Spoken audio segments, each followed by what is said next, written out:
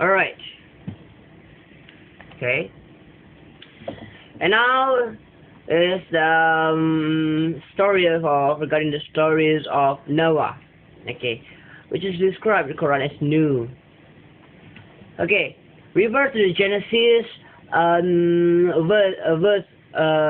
verse 6, 15, 9, 19, and mainly in the Quran, chapter 11, verse 25 to 48, as well as chapter 7, verse 59 to 64, and chapter 10, verse 71 to 73, chapter 23, 23 to 28, chapter 29, 105, 100 and 221, chapter 54, verse 9 to 16, and all of chapter 74. Alright. Noah was a righteous man who lived among the weak people. God decided to kill all of the wicked and save the righteous. God commanded Noah to build an ark using God's own instruction. Genesis chapter 6, verse 9 to 16, and Hud verse 11 and verse 39. Noah does so, and he a few others, and two of each species. The biblical species was animal, a female, and a male board the ark. Genesis 6 to chapter 6, verse 19, Hud 11 and 42. The water gushes up from the ground, and rain come and flooded the earth, killing all the wicked. Genesis verse 7, 11, chapter 7, verse 11 to 12, and chapter in Quran, chapter named Al-Qamar, Al-Qamar, verse 54 and verse 11 to 13. Okay. All aboard the ark are safe until the waters receded. Genesis 8:14, Hud 11:44. Okay. There is disagreements among Christians and Muslims concerning whether the flood was local or global. Some Christians say the story is to teach faith in God, and there may and may not have been flood at all. Biblical accounts stated that all the high mountains under the whole heaven were covered. Genesis 7:19b, possibly indicating a global flood.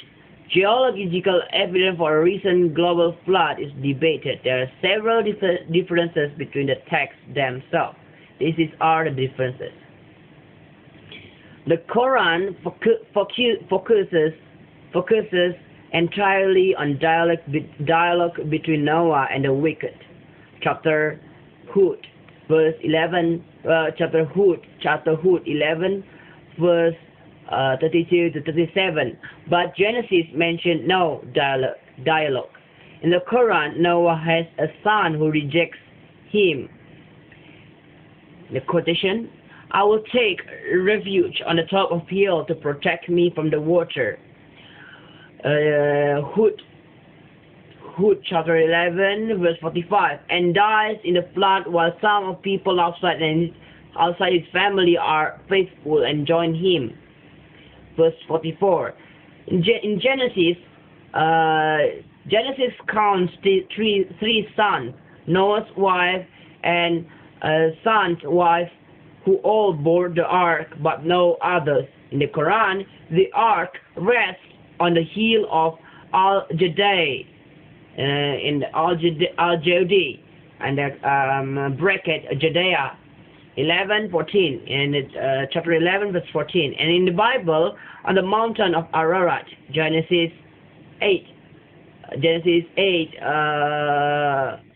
11. The Judea, or in the bracket Judea, is a mountain in the range of biblical Ararat. The Quran cites a particular mound in the Ararat range, and the Bible mentioned the Ararat range.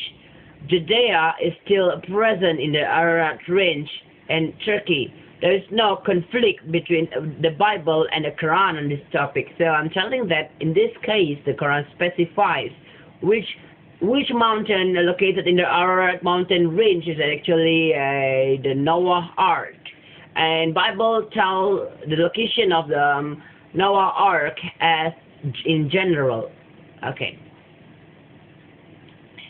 And now come to Abraham. Abraham was called as Ibrahim in the Quran, the promised son. Refer to Genesis 18 verse 1 to 15, 22 verse 1 to 20, and 11 verse 68 to 74, 15 verse 51 to 66. And in the Quran, chapter 37, verse 102 to 109, and chapter 51, verse 24 to 30. There are no contradictions between the texts, although each scripture contains some minor and unique details. Several messengers come to Abraham on their way to destroy the people of Sodom and Gomorrah. Abraham welcomes them into his tent and provides them with food. They then promised their host that Isaac in the biblical term, or Ishaq in a Quran term, will soon be born to Abraham's wife, Sarah, both named Sarah in the Quran and Bible respectively. Sarah laughed at the idea because he is far too old to bear children. Genesis 18 verse 20. After I am waxed old, shall I have pleasure, my Lord, being old also? And in Quran, Hud chapter number 11 and verse 72. Alas for me, shall I bear a child, seeing that I am an old man, and my husband here an old man? That would indeed be a wonderful thing. The angels rebuke her, telling her that by God's will she can bear a son. A conversation ensues in which Abraham admits he wished God to have a mercy on the people of Sodom and Gomorrah. In another narrative, Abraham received communication from God to sacrifice his son Abraham, and Abraham agrees to this and begins the sacrifice. Before he can do so, God tells him to stop and gives him a replacement sacrifice. Abraham is honored for his faithfulness to God. In the chapter of Psalm 37 and the verse 102 to 108. And in chapter Genesis 22, verse 2 to 18. There are several differences as well. In Genesis, the sacrificial son is clearly Ishaq, but the Quran is ambiguous. By tradition, Muslims believe that the sacrificial son is Ishmael, and that is the event happened before Isaac's birth.